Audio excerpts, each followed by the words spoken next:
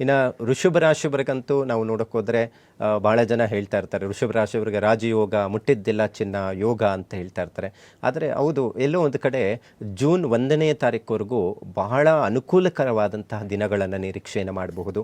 ಯಾಕಂತ ಹೇಳಿದ್ರೆ ಇದೇ ವೃಷಭ ರಾಶಿಯವರಿಗೆ ಗ್ರಹಗಳ ಫಲಗಳು ಹೇಗಿದೆ ಅನ್ನುವಂಥದ್ದು ಒಂದಷ್ಟು ಲೆಕ್ಕಾಚಾರ ನಾವು ನೋಡೋಕೆ ಹೋದರೆ ಶನಿ ಏಕಾದಶ ಸ್ಥಾನ, ನಾವು ಮಂತ್ರದಲ್ಲೇ ಹೇಳ್ತೀವಿ ಆಶೀರ್ವಾದ ಮಾಡುವಾಗ ಏಕಾದಶ ಸ್ಥಾನೇಶು ಫಲ ಪ್ರಾಪ್ತ್ಯರ್ಥಂ ಅಂತ, ಅಂದರೆ 11ನೇ ಮನೆಯಲ್ಲಿರುವಂಥ ಗ್ರಹದ ಸಂಪೂರ್ಣ ಫಲಪ್ರಾಪ್ತಿ ಆಗಲಿ ಅಂತ ಹೇಳಿ ಆಶೀರ್ವಾದ ಮಾಡುವಂಥದ್ದಿರುತ್ತೆ. ಅಂದರೆ ಅಷ್ಟು ಶುಭ ಫಲಗಳನ್ನು ಕೊಡುತ್ತೆ ಅಂತ.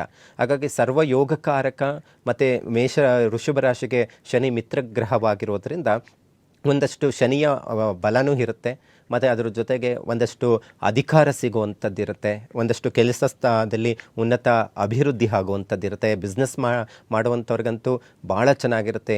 ಯಾವಾಗ ಏಕಾದಶ ಸ್ಥಾನದಲ್ಲಿ ಕುಜನ ಜೊತೆ ಏನಾದರೂ ಶನಿ ಸಂಯೋಗ ಆಯಿತು ಅಂದರೆ ಒಂದಷ್ಟು ಡಿಸ್ಟರ್ಬೆನ್ಸ್ ಆದರೂ ಸಹ ಒಂದಷ್ಟು ಭೂಮಿಯಿಂದ ಲಾಭವನ್ನು ನಿರೀಕ್ಷೆಯನ್ನು ಮಾಡಬಹುದಾಗಿದೆ.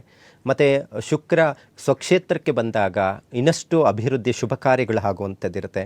ಮತ್ತು ವರ್ಷದ ಪ್ರಾರಂಭದಿಂದನೇ ಗುರು ದ್ವಿತೀಯ ಸ್ಥಾನದಲ್ಲಿ, ಅಂದರೆ ಈಗಾಗಲೇ ಮಿಥುನ ರಾಶಿಗೆ ವೃಷಭ ರಾಶಿ ಲೆಕ್ಕಾಚಾರದಲ್ಲಿ ನಾವು ನೋಡೋಕೆ ಹೋದರೆ ಮಿಥುನ ರಾಶಿಯಲ್ಲಿ ಗುರು ಇದ್ದಾನೆ, ವೃಷಭ ರಾಶಿಗೆ 2ನೇ ಮನೆ ಆಗಿರೋದ್ರಿಂದ ಕುಟುಂಬದಲ್ಲಿ ನೆಮ್ಮದಿ, ಮತ್ತು ಅದರ ಜೊತೆಗೆ ವಿವಾಹ ಶುಭ ಕಾರ್ಯಗಳು ಆಗುವಂಥದ್ದು, ಬಿಸ್ನೆಸ್ಸಲ್ಲಿ ಹೆಚ್ಚಿನ ಮಟ್ಟಿಗೆ ಅಭಿವೃದ್ಧಿ ಆಗುವಂಥದ್ದು, ಇದೆಲ್ಲವನ್ನು ನಾವು ನೋಡಲಿಕ್ಕೆ ಸಾಧ್ಯ ಆಗುತ್ತೆ.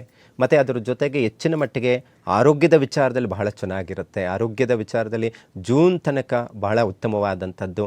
ನೀವೇನಾದರೂ ಮದುವೆ ಅಥವಾ ಹೊಸದಾಗಿ ನೀವು ಪ್ಲ್ಯಾನ್ ಮಾಡ್ಕೊಂಡಿದ್ದೀರಾ, ಬಿಸ್ನೆಸ್ ಪ್ರಾರಂಭ ಮಾಡೋಣ ಅಥವಾ ಕೆಲಸ ಬದಲಾವಣೆ ಮಾಡ್ಕೊಳ್ಳೋಣ ಅಥವಾ ಮನೆಯಲ್ಲಿ ಏನಾದರೂ ಒಂದು ಶುಭ ಕಾರ್ಯ ವಿಚಾರದಲ್ಲಿ ಮಾಡೋಣ ಅನ್ನುವಂಥದ್ದು ಏನಾದರೂ ವೃಷಭ ರಾಶಿಯವರು ಇದ್ದಾರೆ ಅಂತ ಹೇಳಿದ್ರೆ ನೀವು ಜೂನ್ ಒಳಗಡೆನೇ ಇವೆಲ್ಲವನ್ನು ಮಾಡಬೇಕಾಗುತ್ತೆ.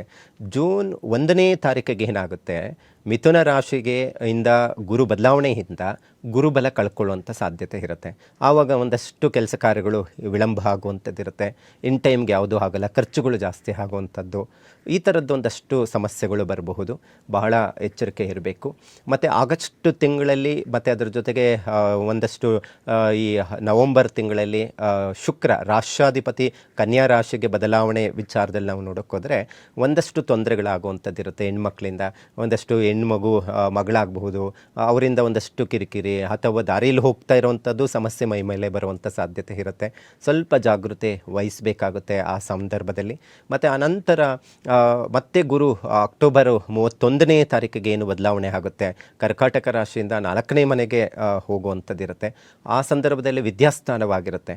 ಆದರೆ ವಿದ್ಯಾಸ್ಥಾನದಲ್ಲಿ ಗುರು ಇತ್ತು ಅಂದರೆ ವಿದ್ಯಾರ್ಥಿಗಳಿಗೆ ಒಳ್ಳೆಯ ಲಾಭವನ್ನು ತಂದು ಕೊಡುತ್ತೆ. ಮಕ್ಕಳ ತಾಯಿಯ ಬಾಂಧವ್ಯತೆ ಚೆನ್ನಾಗಿರುತ್ತೆ. ಮತ್ತು ಒಂದಷ್ಟು 4ನೇ ಮನೆ ಬಂದು ಸ್ವಗೃಹ ಯೋಗ, ಭೂಮಿ ವಿಚಾರದಲ್ಲಿ ಅನುಕೂಲ ಆಗುತ್ತೆ ಅಂತ ಶಾಸ್ತ್ರ ಹೇಳುತ್ತೆ. ಆದರೆ ಇನ್ನೊಂದು ಕೇತು ಸಂಯೋಗ ಆಗಿರೋದ್ರಿಂದ ಯಾವಾಗ ಈ ವೃಷಭ ರಾಶಿಯವರಿಗೆ ಗುರು 4ನೇ ಮನೆಗೆ ಪ್ರವೇಶ ಮಾಡ್ತಾನೋ, ಕೇತು ಜೊತೆ ಇತ್ತು ಅಂದರೆ ನೀವು ಎಷ್ಟೇ ದುಡ್ಡು ಬರಲಿ, ಕೋಟಿಗಳು ಸಂಪಾದನೆ ಮಾಡಿದ್ರೇನೋ ದುಡ್ಡು ನಿಲ್ಲಲ್ಲ, ಖರ್ಚುಗಳು ಜಾಸ್ತಿ ಆಗುವಂಥ ಸಂಭವ ಇರುತ್ತೆ.